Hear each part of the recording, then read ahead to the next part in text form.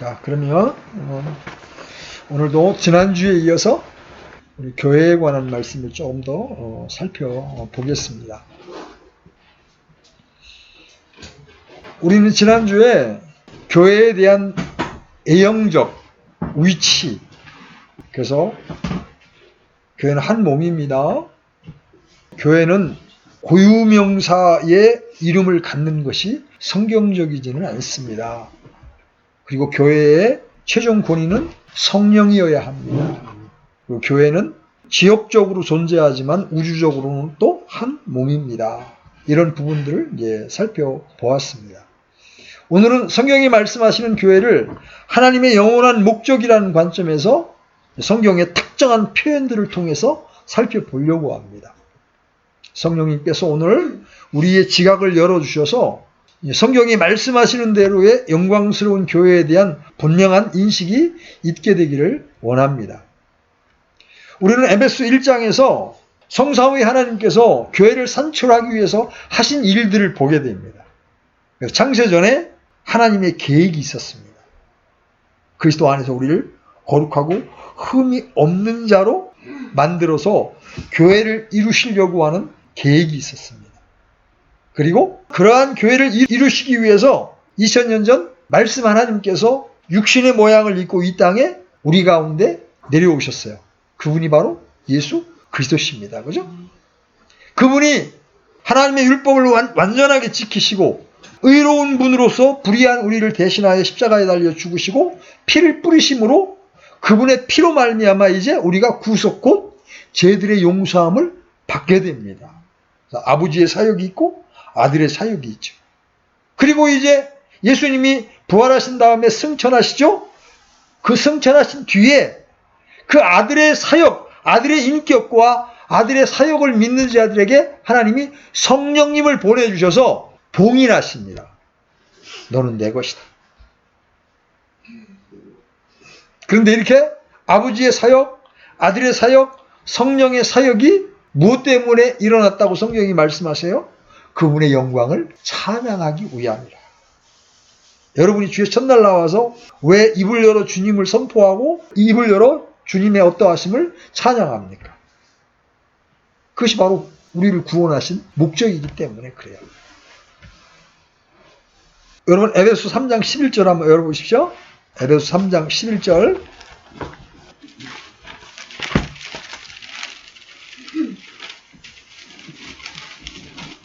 찾았으면 같이 읽습니다. 11절 시작. 이것은 곧 그분께서 그리스도 예수 우리 주 안에서 작정하신 영원한 목적에 따른 것이라. 여기 영원한 목적이라는 위대한 표현이 나옵니다.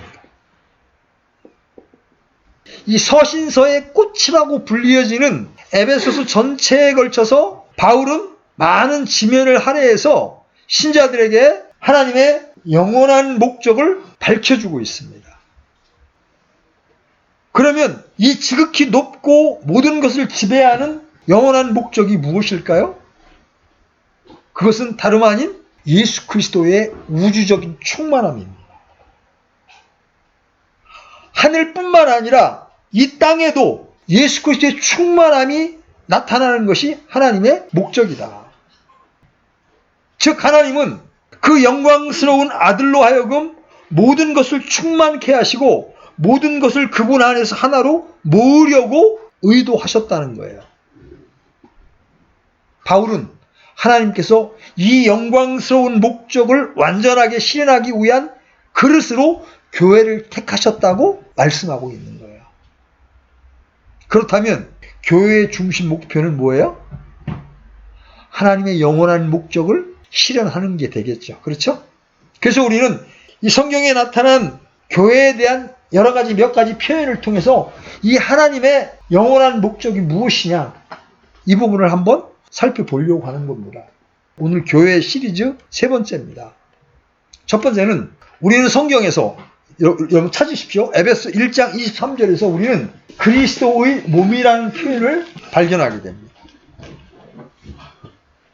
에베소 1장 23절 1장 23절 자 같이 읽습니다. 시작. 교회는 그분의 몸이니 곧 모든 것 안에서 모든 것을 충만하게 하시는 분의 충만이니라. 위대한 선언이 나오죠. 교회는 그분의 몸이니. 그런데 우리가 이 에베소 1장 23절을 자세히 살펴보면 그리스도는 모든 것 안에서 모든 것을 충만하게 하시는 분이고 교회는 그런 그리스도의 충만이라고 말씀하십니다. 우리가 알고 있는 교회의 개념과 성경이 말씀하시는 교회의 개념은 너무나 다르죠. 오늘날 우리 모임뿐만 아니라 우리가 바라보고 있는 교회의 모습은 그리스도의 충만은 커녕 그리스도의 편린조차 잘 나타나지 않고 있습니다. 오히려 우리의 육신만 나타나고 있잖아요. 그런데 하나님이 원래 설계하신 교회는 그리스도의 몸인데 그리스도의 충만이 나타나는 것이다. 그리스도의 거룩하심, 그리스도의 사랑, 이런 것들이 교회 안에서 충만히 나타나도록 설계된 것이 바로 교회라고 성경은 말씀하시는 거예요. 그래서 교회는 그리스도의 충만함을 하늘에 있는 정사들과 권능들에게 그리고 이 땅에 알리기 위해 존재한다. 교회는 도처에 사탄에 대한 그리스도의 최종적인 승리를 나타내기 위해 지상에 있는 것이다. 자, 교회는 그리스도의 몸으로 머리이신 그리스도를 표현하기 위해 여기에 있습니다. 여러분, 이 교회의 머리는 그리스도시죠? 근데 그분은 지금 하늘에 계셔. 그 하늘에 계신 그리스도를 이 땅에서 나타내기 위해서 하나님께서 이 땅에 교회를 두셨는데 그 교회는 그리스도를 표현하기 위해서 존재하는 것이다. 여러분, 몸의 목적이 뭐예요? 몸 안에 있는 생명을 표현하기 위해서 있는 거잖아요. 그렇죠? 교회는 하나님이 친히 안식할 곳을 찾고자 오랫동안 추구해 오신 것을 완성하기 위해서 존재합니다. 한마디로 교회는 예수 그리스도가 단체적으로 표현된 거예요. 교회가 없다면 우리 주 예수님은 이 땅에서 자신을 표현할 방법이 없는 거예요. 여러분의 사명을 이 시간 기억하시기를 바랍니다. 교회는 그리스도를 지역적으로 표현하며 눈에 보이게 기능하는 그분의 몸이에요. 하나님은 눈에 보이시지 않죠? 그런데 예수 그리스도께서 눈에 보이지 않으시는 하나님의 정확한 형상으로 이 땅에 오셨습니다. 그리고 부활 승천 후에 다시 눈에 보이시지 않는 예수 그리스도께서 교회를 통하여 당신의 형상을 나타내기를 원하신다는 거죠. 그런 거로 사람들은 교회를 통하여 하나님의 정확한 형상이신 예수 그리스도를 다시 볼 수 있게 되는 거예요. 놀라운 신비죠? 예배당 건물의 우람하고 웅장한 그런 모습을 통해서 그리스도를 보여줄 수 없는 겁니다. 신자들의 교회의 어떠함을 통하여 그분의 어떠함을 나타내 보이라고 이 땅에 그리스도의 몸인 교회를 두셨다. 하나님은 이런 영원한 목적을 가지고 교회를 이 땅에 두셨는데 교회 구성원이 우리가 그런 하나님의 영원한 목적을 간파하지 못하고 깨닫지 못하고 우리가 우리의 욕망을 따라 살고 세상 사람들과 똑같은 모습으로 산다면 하나님의 이름에 영광을 드리기보다 하나님의 이름에 모독을 드리는 결과가 된다는 것이죠. 오늘 이 시간 여러분 분명히 깨닫기 원합니다. 영광스러운 주님이 이 땅에 교회를 두신 목적은 그 교회를 통하여 당신을 표현하기 위해서이다. 아멘? 그래서 여러분을 통해서 여러분의 육신이 나타나면 안 되는 거예요. 여러분이 여러분의 육신을 십자가에 못 박고 여러분을 통하여 그리스도가 나타나야 합니다. 하나님의 말씀에 대한 순종을 통하여 그리스도가 나타날 때 하나님의 영원한 목적이 우리를 통하여 달성이 되는 거예요. 자, 두 번째, 성경은 교회를 이렇게 표현합니다. 여러분, 에베소 2장 22절 열어보십시오. 21절로 22절. 에베소 2장 21절로 22절. 찾았으면 같이 읽습니다. 시작. 그분 안에서 모든 건물이 꼭 맞게 함께 뼈대를 이루어 주 안에 산 거룩한 전으로 자라가고 그분 안에서 너희도 성령님을 통해 하나님의 처소로 함께 세워져 있느니라. 여기 하나님의 처소라는 표현이 등장합니다. 처소란 집입니다. 하나님이 거하실 곳이란 뜻이죠. 하나님은 개별적으로 각각 분리된 돌들의 무더기를 추구하는 게 아니에요. 그분은 자신의 생명으로 함께 지어져가는 한 백성을 얻기를 원하십니다. 그리스도의 죽음과 부활을 통해 우리는 각각 살아있는 돌들이 되었습니다. 지난주에 배웠죠? 우리는 라이블리 스톤이 되었습니다. 그러나 그 돌들은 한 영적인 집으로 지어지도록 결합되어야 합니다. 근데 여기 하나님의 처소로 지어져 갈 때 필요한 공과가 뭐예요? 함께 딱 맞게. 여러분, 건축 자재를 한 장소에 한 무더기로 쌓아놓는다고 해서 건물이 됩니까? 하나님께서 당신이 거하실 처소로 추구하고 계시는 건물은 각각의 살아있는 돌들이 함께 적절히 맞춰지고 다른 살아있는 돌들과 떨어지지 않게 결합되었을 때 지어져 가는 거예요. 이것이 교회입니다. 하나님의 의도는 머리 대신 그리스도에까지 자라가는 신자들로 이루어진 지역적인 몸을 확보하는 데 있습니다. 서로 비벼대며 함께 십자가를 지는 그런 신자들 말이죠. 아픔을 함께 나누고 기쁨을 함께 나누고 서로 짐을 져주는 상대방의 연약함을 받아주고 부대끼는 그런 교회를 하나님의 처소로 이 땅에 만들기를 원하신다는 거예요. 유감스럽게도 오늘날 개인주의와 독립에 대한 망상이 현대 그리스도인들의 사고방식을 지배하고 있습니다. 그 결과 하나님의 궁극적인 의도가 하나님의 하나의 영적인 공동체를 이루는 데 놓여 있다는 것을 보지 못하는 겁니다. 안타깝게도 오늘날의 시대정신인 개인주의는 독처럼 교회 안에 침투해서 하나님의 더 높은 목표를 파악하지 못하게 만들고 있습니다. 개인들을 구원하는 일에 복음주의 진영의 공로가 크다는 것을 우리는 인정합니다. 복음주의 진영에 열심히 많은 사람들을 살아있는 돌들로 만드는 건 사실입니다. 그러나 신자들이 구원받은 후에 무엇이 되어야 하는지를 진지하게 다루지를 못하고 있다는 거예요. 그들이 개개인의 복음은 충분히 정확하게 전했습니다. 그러나 그들은 거기서 더 나아가 이러한 개인들을 한 백성으로 만드시려는 하나님의 의도를 보지는 못했습니다. 진정한 그리스도인의 비전은 사람들을 변화시키되 그들을 한 백성으로 변화시키고 그렇게 함으로 그리스도의 충만함을 드러내는 거예요. 복음주의자들은 그 중간 고리를 놓쳤습니다. 결국 단지 새로 분리된 개인들을 많이 얻는 것으로 끝내버립니다. 그래서 개인주의와 독립은 이 그리스도의 몸의 생활의 적입니다.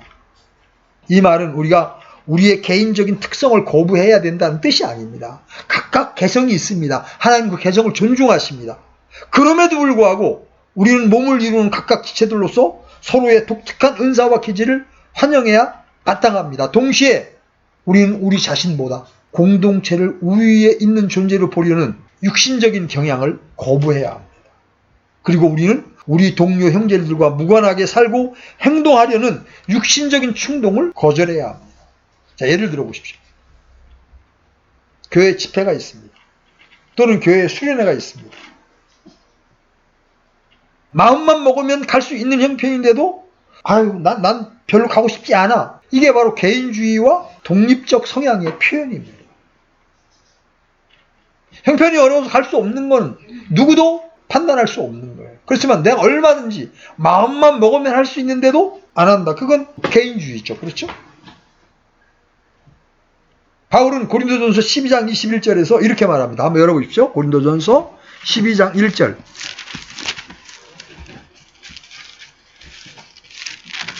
아, 12장 21절. 같이 봅니다. 시작. 눈이 손에게 이르기를 나는 내가 필요 없다 하지 못하며 또 머리가 발들에게 이르기를 나는 너희가 필요 없다 하지 못하리라. 신약성경의 대부분은 개인들에게라기보다는 그리스도인 공동체에게 쓰여진 겁니다. 이러한 이유로 자중심적인 개인주의의 렌즈로 성경을 읽을 때 많은 것들을 놓치게 됩니다. 성경 안에 있는 많은 생생한 진리들은 우리가 하나의 단체적 공동체의 문맥 안에서 그것들을 이해할 때 올바르게 파악될 수가 있는 거예요. 신약 성경의 저자들이 쓴 편지는 바로 교회라는 공동체에 주어진 겁니다. 그렇죠? 요약하면 성경은 우리가 다른 신자들과 밀접하고 상호 의존적인 교제 안에 살고 있을 때 그리스도인의 생활은 성공적으로 구체화될 수 있다고 강력하게 말씀하십니다. 따라서 신약의 본문이 공동체라는 문맥 안에서 설정되었다는 것을 이해하면 모든 구절들의 의미가 분명해지는 겁니다. 여러분, 이 말씀과 관련해서 난 여러분의 가정에도 권고하고 싶은 게 있습니다. 여러분의 가정은 개성이, 성격이 각각 다른 사람들이 모여서, 그것도 결혼에 대한 예비 훈련을 받지 않은 채 결혼 생활을 시작하면서 가정을 이뤘습니다. 그렇죠? 성격이 같을 수가 없습니다. 추구하는 바가 같을 수가 없습니다. 그런데 딱 맞게 결합되면서 부비되면서 하나의 아름다운 가정을 이루려면 어떻게 해야 됩니까? 내 원함을 줄이고 상대방의 원함을 더 들어주면서 결합되어 하려고 서로가 노력할 때 그런 가정을 이룰 수가 있는 겁니다. 형제님들, 아내와 가족을 위하여 더 많은 시간을 내시고 더 많이 양보하십시오. 자매님들, 더 많이 부족한 남편이지만 순종하고 복종하십시오. 우리 자녀들, 다른 부모처럼 충분하게 못 해준다 하더라도 내게 걱정 없이 학업을 할 수 있고 무엇보다 예수님을 쉽게 접할 수 있는 믿음의 가정으로 만들어준 것으로 인하여 여러분 감사하십시오. 그리고 순종하십시오. 그렇게 해서 여러분들이 가정이 가장 최소 단위의 교회이기 때문에 그렇게 이루어나가면 그 가정은 복된 가정이 되는 것입니다. 불평이 있다면 감정을 섞지 말고 토로하십시오. 그리고 서로 의견을 나누면서 하나 되는 노력을 해갈 때 우리는 아름다운 가정을 이룰 수가 있는 것입니다. 가족 구성원 간에 서로 부족함이 있잖아요. 사랑은 오래 참고 인내해 주는 거야. 참아주는 거야. 기다려 주는 거야. 무례하지 않은 거예요. 여러분, 내가 누군가를 사랑하면 무례해질 수가 없는 거예요. 예의를 갖추는 거예요. 이렇게 해나갈 때 우리 가정이 아름다워지고 교회가 아름다워지는 거예요. 서로가 서로를 인격적으로 대화하면서 우리 그렇게 아름다운 가정, 아름다운 교회를 이루어 나가기를 바랍니다. 아멘. 자, 또 동일한 이 에베소 1장 23절에서 보여주는 게 뭐냐면 꼭 맞게 함께 결합된 성전이에요. 여러분, 성전은 다 비슷한 표현이지만 하나님의 임재가 나타나는 곳이잖아요. 그죠? 근데 참 이건 이제 좀 조심스러운 이야기지만 제도권의 교회는 그 시스템 자체가 자아를 잘 보존하도록 방어해주는 역할을 합니다. 자, 보십시오. 목사님 설교합니다. 영혼들은 다 앞사람 뒤통수를 바라보고 앉아 있습니다. 1시간 안에 모든 집회가 다 끝납니다. 그러면 내 자아가 어떠하든지 간에 드러날 기회가 없습니다. 그렇죠? 반면에 본래 성경이 설계한 그리스도의 교회는 우리에게서 자아를 제거하도록 계획되어 있습니다. 자, 대형교회 1부, 2부, 예배 1부, 2부가 아니지, 막 7부까지 들이지잖아요. 수천 명이 쭉 들어왔다 나갔다 빠져나가잖아요. 그러면 이름도 몰라요. 성도 몰라요. 교회 구성원들끼리. 자기네 같은 모임인지도 몰라요. 너무 많으니까.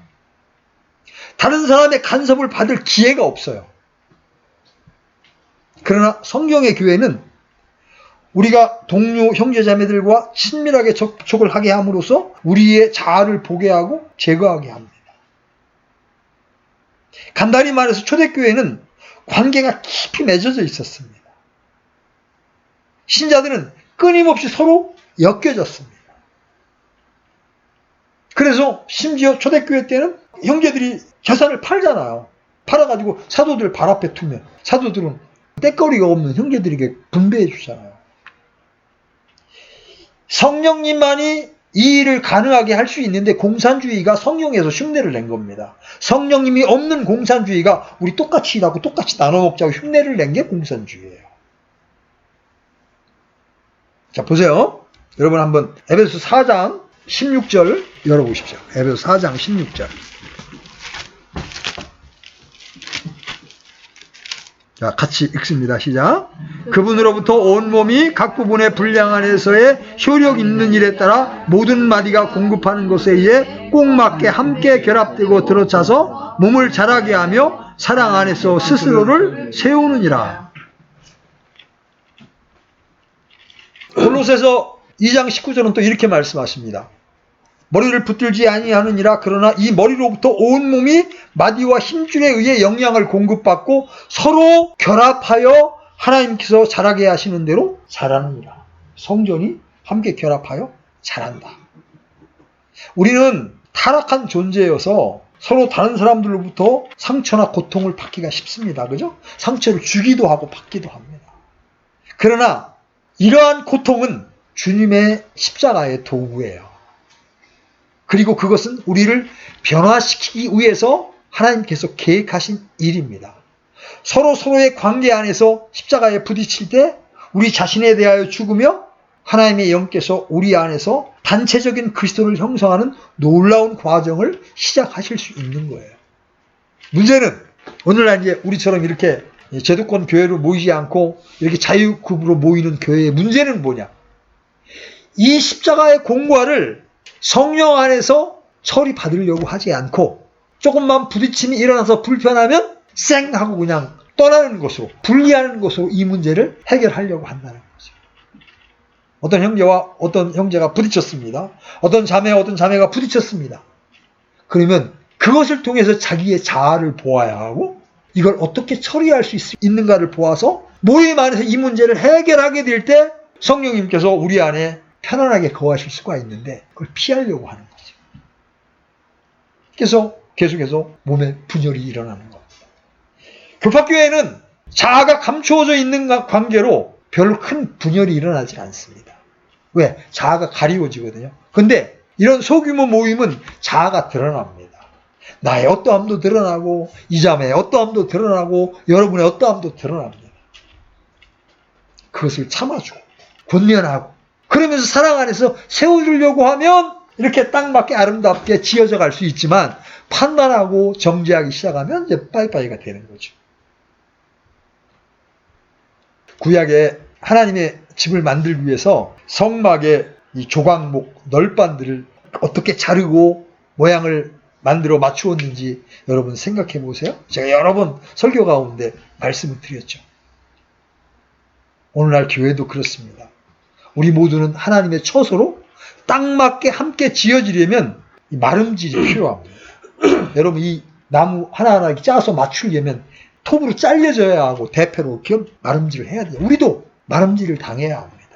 때때는 설교가 여러분들을 때릴 수 있습니다. 때때로 여러분의 자녀가 여러분을 깨트리기 위해서 여러분 속을 새길 수도 있습니다. 그것을 하나님이 나를 다루시기 위해서 사용하시는 도구라고 보면 그것처럼 큰 유익이 없는 거예요. 그렇게 보지 않으면 힘들죠. 그죠? 너무 힘든 거예요. 마름질은 옷감이나 제목 등의 치수에 맞추어서 이렇게 잘라내는 걸 말하죠. 여기에는 고통이 따릅니다. 어떻게 고통이 없겠어요? 그렇지만 십자가에 부딪힐 때 우리는 말씀에 순종함으로써 이런 부분을 이겨나갈 수가 있는 거예요. 자, 우리가 이런 고통, 이런 십자가와 부딪힐 때 여러분이 붙들어야 될 말씀이 뭐냐면 에베소 4장 1절로 3절의 말씀이에요. 펼쳐져 있으니까 에베소 4장 1절로 3절 한번 살펴봅니다. 자, 같이 읽습니다. 시작. 그러므로 주의 갇힌 자된 내가 너희에게 간청하노니 너희는 너희를 부르실 때에 허락하신 그 부르심에 합당하게 걷고 모든 겸손과 온유와 오래 참음으로 사랑 안에서 서로 참아주며 화평에 매는 띠로 성령이 하나 되게 하신 것을 힘써 지키라. 여기 우리가 서로 부딪힐 때 여전히 하나됨을 지킬 수 있는 덕목을 바울이 우리에게 2절에서 제시합니다. 뭐가 나와요? 모든 겸손, 온유, 오래 참음으로 사랑 안에서 서로 참아주며. 그리고 가정 안에서도 부부 간에 이렇게 서로 겸손하게 서로 오래 참아주면 큰 소리 날 일이 없는 겁니다. 그렇죠? 교회 마찬가지입니다. 여러분 어떤 일이 여러분에게 어려움으로 다가왔을 때 이 십자가의 마름지를 이 말씀을 붙들고 이겨내므로 승리하는 여러분이 되시기를 간절히 바랍니다. 아멘. 네 번째, 에베소서에 또 멋있는 표현이 등장합니다. 여러분 2장 15절 열어보십시오. 에베소 2장 15절 보면 한번 같이 읽어봅니다. 시작. 원수되게 하는 것, 즉 규례들의 수rek된 명령들의 율법을 자기 육체로 없애셨으니 이것은 이 둘을 자기 안에서 하나의 새 사람으로 만들므로써 화평을 이루려 하심이요. 여기 한 새 사람이라는 표현이 나옵니다. 둘을 하나로 묶어서. 여기서 둘은 이방인과 유대인을 말합니다.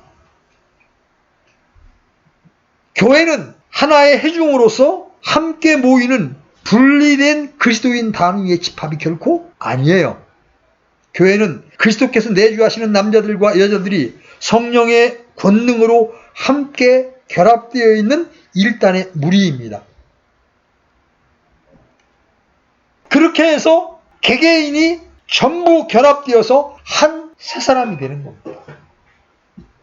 하나님이 우주적으로 볼 때는 전 세계에 있는 모든 그리스도인들이 한 새 사람 안에 있는 겁니다. 이게 교회를 그리스도의 충만함으로 설계하신 하나님의 영원한 목적. 유대인이든 이방인이든 가난한 사람이든 부자든 지혜 있는 사람이든 미개한 사람이든 다 한 새 사람으로 만들기 위한 것이다. 하나님의 목적의 중심적인 특징은 그리스도를 단체적으로 닮아가는 겁니다. 그리고 교회는 이러한 변화가 일어나도록 하나님이 제정하신 생활 환경이에요. 이 교회 생활 안에서 서로 부딪히고 부딪혀가면서 이러한 실제를 이루도록 하나님이 안배하신 게 바로 교회다. 그러므로 교회가 영혼의 쉼터라든가 영혼 구원 센터라고 부르는 것은 아주 얕은 개념입니다. 교회가 쉼터라거나 영혼 구원 센터라는 생각은 에클레시아, 불러냄을 받은 무리라는 이것에 대한 바른 이해에서 벗어난 견해예요. 현대 복음주의는 이러한 순서를 뒤집었습니다. 영혼 구원을 교회 건축보다 앞에 놓고 있습니다. 여러분, 영혼 구원이 필요 없다는 얘기가 아닙니다. 대단히 중요한, 필요한 것입니다. 그러나 궁극적으로 구원받은 하나님의 사람들이 교회로 건축되는 것, 한 새 사람으로 건축되는 것, 서로 딱 맞게 연결되어 건축되어 가는 것이 하나님의 영원한 목적이라는 것이죠. 하나님의 관점에서 보면 이것이 영혼들을 얻는 목표예요. 그럼에도 우리는 항상 교회를 철저하게 개인주의적인 입장을 통해 봄으로 하나님의 더 큰 목적을 볼 수 없게 되는 거죠. 자, 이제 다섯 번째, 하나님의 영원한 목적. 여러분, 에베소 5장 31절로 32절입니다. 에베소 5장 31절로 32절. 같이 읽습니다. 시작. 이런 까닭에 남자가 자기 아버지와 어머니를 떠나 자기 아내와 결합하여 그들 둘이 한 육체가 될지니라. 이것은 큰 신비니라. 그러나 내가 그리스도와 교회에 대하여 말하노라. 이 창세기에서부터 계시록까지 성경은 끊이지 않는 줄처럼 매 페이지마다 꿰뚫어 흐르는 하나의 중심 주제를 포함하고 있습니다. 이 주제는 신비에 감싸여 있었고 여러 시대 동안 하나님 안에 감춰져 있었습니다. 구약 성경에는 이것이 모형들과 그림자들을 통하여 우리에게 암시적으로 보여졌죠. 그런데 신약 성경, 특히 에베소서와 골로새서에서 이것이 밝혀졌습니다. 이 신비들을 처음으로 드러낸 사람이 바로 사도 바울이었습니다. 이 신비들 중에 하나가 무엇입니까? 그것은 하나님께서 그분의 사랑하시는 아들을 위해 내내 한 신부를 준비하고 계신다는 겁니다. 자, 지금 에베소 5장 31절로 32절에서 남자와 여자가 결합하여 한 몸이 되는 것을 말하고 있죠. 그런데 바로 그 뒤에 바울이 남자와 여자의 결혼을 말하고 난 다음에 뭐에 대해서 말하고 있다고 말해요? 내가 교회에 대하여 말하고 있느니라. 그죠? 신랑 대신 예수 그리스도와 우주적으로 한 신부로 정결하게 준비된 교회가 만나서 결혼 한 몸이 되는 거예요.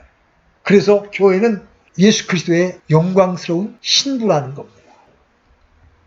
이 완성된 신부를 계시록의 끝에서 우리는 만나게 되죠. 성령의 권능으로 완성된 교회가 바로 새 예루살렘 안에 거하는 자들입니다. 계시록에서 그 신부는 아버지께서 그의 아들을 위하여 취하시고자 하는 영광스러운 교회입니다. 그런데 이 신부에게 요구되는 것은 순결이며 신랑의 주권적인 통치에 절대적으로 순종하는 것입니다. 약혼자로서 교회는 신랑의 다시 오심을 소망하며 기다리는 자들입니다. 주님의 다시 오심을 소망하는 신부는 자신을 순결하게 합니다. 제가 춘향이 얘기 여러 번 했죠? 이도령과 춘향이가 서로 사랑했습니다. 그런데 아버지가 한양으로 발령이 나니까 이도령도 따라갔습니다. 춘향이한테 이도령이 이야기합니다. 너 잘 조신하게 있어라. 내가 반드시 너 찾으러 다시 오마. 이도령이 가버리고 나니까 변사또가 춘향이한테 계속 찝적댑니다. 야, 너 나한테 수청 들면 내가 비단 이불에 산해침이 먹여줄게. 근데 춘향이가 그러한 변사또의 압력을 받아들이지 않고 정절을 지키죠. 그래서 어떻게 감옥에 갇히죠. 첩고를 차고 추운 바닥에 있습니다. 어느 날 이도령이 장원급제해서 고향 남원에 옵니다. 그래가지고 그 정제를 지켰던 춘향이를 신부로 맞이하게 됩니다. 자, 우리가 다시 오실 그리스도를 기다리는 영광스러운 신부입니다. 우리가 세상과 변사또와 짝하지 않고 주님을 기다리고 있으면 우리는 영광스러운 신부로 주님을 맞이하게 될 것이지만, 우리가 세상과 짝해서 마치 변사또에 수청을 드는 춘향이처럼 살고 있으면 나중에 이도령이 왔을 때 세상 말로 쪽팔려 안 팔려? 내가 좀 참을 걸, 내가 좀 기다릴 걸. 우리는 신부로서 정결하게 주님의 다시 오심을 기다리는 자들이 되어야 한다. 신랑이신 그리스도가 영광스러운 분이시기에 신부인 교회도 영광스럽게 단장되어야 하는 거예요. 오직 그리스도의 생명으로 조성될 때 신부인 교회가 영광스럽게 드러나는 겁니다. 지역교회들이 그런 영광스러운 교회들로 자라나기를 우리는 기도해야 하고, 우리 자신도 그렇게 변화되도록 우리가 수고하고 애를 써야 하는 겁니다. 자, 이제 마지막으로 교회와 관련하여 등장하는 용어가 뭐냐면 금등잔대예요. 여러분 계시록 1장 20절 한번 열어보십시오. 요한계시록 1장 20절. 자, 찾았으면 같이 읽습니다. 시작. 곧 내가 본 내 오른손에 있는 7별과 7 금 등잔대의 신비라. 7별은 7 교회의 천사들이요, 내가 본 7 등잔대는 7 교회니라. 등잔대에 대한 설명이 출애굽기 25장 31절로 33절에 나옵니다. 출애굽기도 한번 같이 기왕에 말이 나왔으니까 가보십시다. 출애굽기 25장 31절로 33절. 자, 같이 읽습니다. 너는 또 순금으로 등잔대를 만들되 등잔대를 두들겨 만들고 그것에 대와 가지들과 잔들과 둥근 꽃받침들과 꽃들을 같은 곳으로 만들며 6가지가 등잔대 옆에서 나오게 하되 등잔대의 3가지는 이쪽에서 나오게 하고 등잔대의 3가지는 저쪽에서 나오게 하며 한 가지의 둥근 꽃받침과 꽃이 있는 아몬드 모양의 잔 3개가 있게 하고 다른 가지의 둥근 꽃받침과 꽃이 있는 아몬드 모양의 잔 3개가 있게 하여 등잔대에서 나오는 6가지의 그와 같이 할지니라. 여기서 일단 지금 여러분이 읽은 이 말씀 가운데 이 등잔대를, 금 등잔대를 만드는 재료가 뭐예요? 금이죠. 그 재료가 순금인 것은 교회가 순수한 하나님의 성분으로만 건축되어야 함을 의미하는 거예요. 그리스도 외의 것은 교회의 성분이 될 수 없습니다. 사람의 육체의 의견과 재능과 심지어 천연적인 미덕조차 그것이 하나님의 성분으로 변화된 것이 아니라면 교회의 내용이 될 수 없다는 거예요. 오늘날 얼마나 많은 인간의 성분이 교회 안에 들어와 있는지 몰라요. 어떤 사람이 교회를 개척해서 교회를 하면서도 자기의 어떤 욕망, 자신의 영적인 욕망을 위해서 교회를 운영할 수도 있다는 거예요. 그건 장로들도 마찬가지죠. 여자 집사 성경에 있지도 않지만 그것이 하나의 계급이 되고 나의 믿음이 이 정도 된다고 나를 의시되는 것이 되는 순간 그것은 절대 교회의 성분이 될 수 없다는 거예요. 금이라는 것은 하나님의 성분으로만 채워져야 된다. 두 번째, 이 등잔대에는 분명한 모양이 있습니다. 여러분 이 금을 계속 망치질 해가지고요. 아몬드 모양의 잔 모습을 만들어내고요. 이게 나중에 여러분 한번 그림으로 보여드릴 텐데 이 성전에 있는 금 등잔대는요. 이래가지고 불이 켜지는 등잔대가 7개가 만들어집니다. 받침대가 있고 아몬드 꽃 모양이 있고 이게 전부 다 금 하나를 두들겨서 계속 두들겨서 이 모양을 만들어내는 겁니다. 이게 하나의 금덩어리로 만들어서 여러분 그럼 반드시 금을 두들겨야 되겠죠. 그죠? 두들겨서 이 가지를 만들고 연한 아몬드 꽃 모양과 잔을 만들려면 이 금등잔을 두들겨서 만들라는 것은 고난받으신 그리스도를 상징합니다. 교회는 그리스도의 고난을 통하여 생겨난 존재입니다. 그리고 교회는 그리스도의 남은 고난을 몸에 채우는 자들입니다. 여러분이 경건하게 살려고 하면 여러분 힘써 보십시오. 여러분 세상으로부터 존경받는 줄 아십니까? 아니에요. 욕먹습니다. 제가 여러분 얘기했잖아요. 비가 많이 온 끝에 친구들이 초등학교 카페에서 비 얘기를 계속 하길래 제가 무지개 언약에 대해서 저 복음을 이야기한 게 아닙니다. 비가 온 이후에 무지개가 만들어지는 것은 그때 당시에 비가 내린 적이 없었는데 그 다음에 또 비가 오면 사람들이 또 노아의 홍수처럼 하나님 비로 우리를 멸망시키려고 하는구나 두려워할 겸에 하나님이 언약을 세운 거다. 다시는 내가 너희를 물로 심판하지 않겠다는 언약을 무지개로 보여준 것이다. 그 얘기를 썼더니요. 야, 막 저에 대한 인신공격이 들어오는데요. 무섭습니다. 말을 못하게 제 입을 막는 겁니다. 그렇지만 우리는 그 고난을 기꺼이 기쁨으로 받아들여야 합니다. 성경의 교회는 그리스도로 인한 고난을 기뻐하는 자들이었습니다. 그렇죠? 한편 교회는 고난을 통하여 더 영롱하게 빚어질 수가 있는 거예요. 오늘날 교회가 왜 이렇게 힘이 없습니까? 너나 할 것 없이 왜 이렇게 교회가 죽어 있습니까? 고난이 없기 때문에 그렇습니다.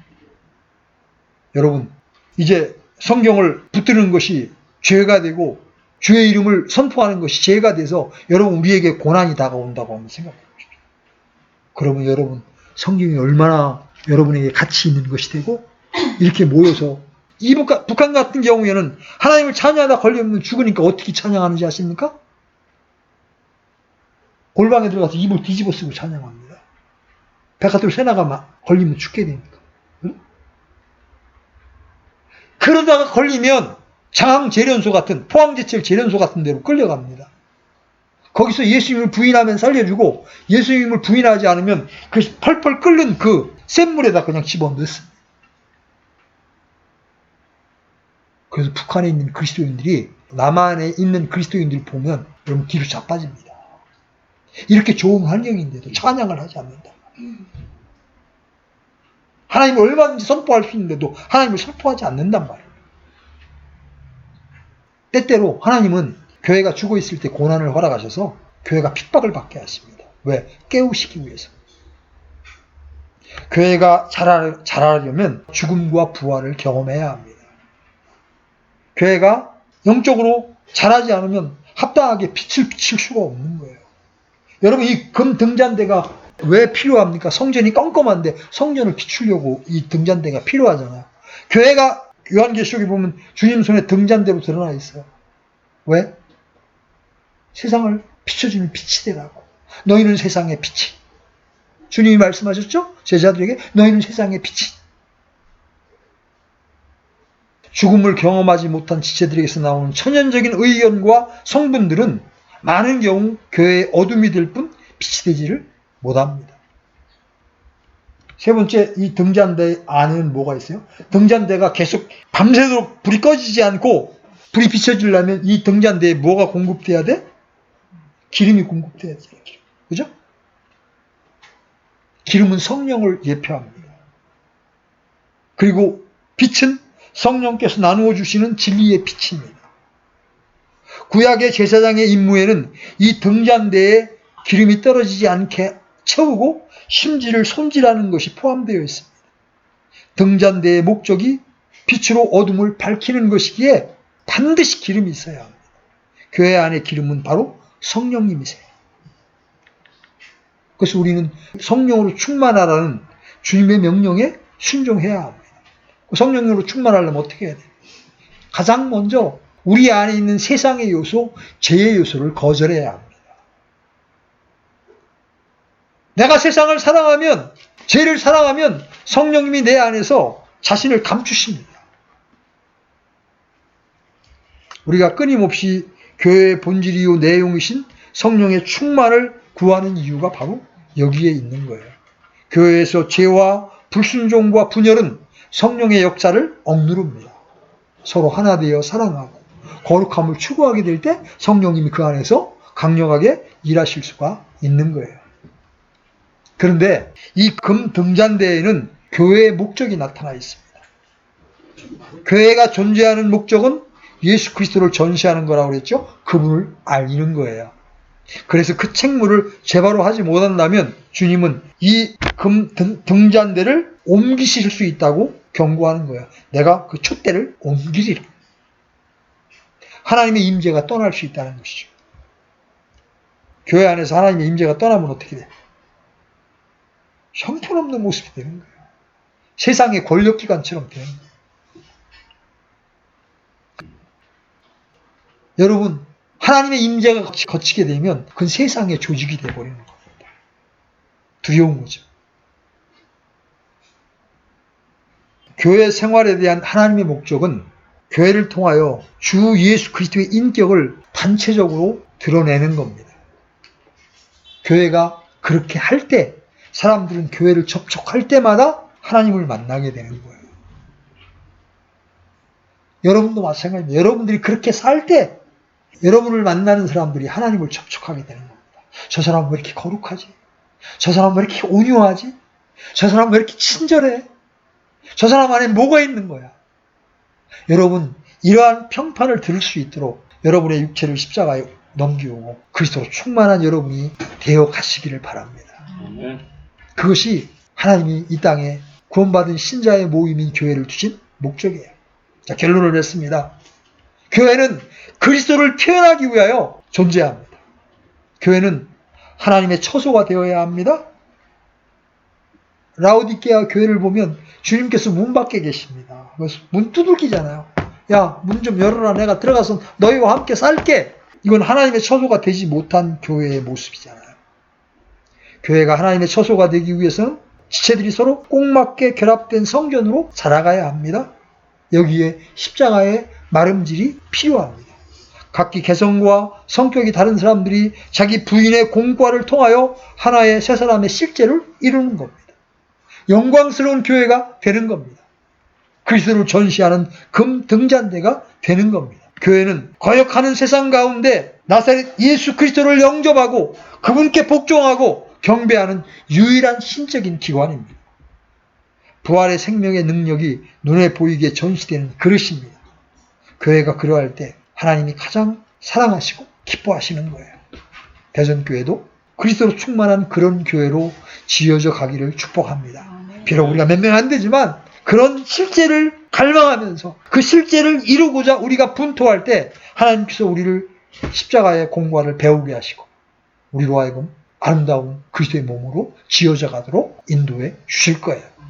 매일같이 자신 죽음에 넘기고 하나님의 영광스러운 교회의 목적을 깨닫고 머리이신 그리스도를 붙들고 지체들이 서로 결합할 때 우리가 그런 모습으로 변화될 줄로 믿습니다. 아멘.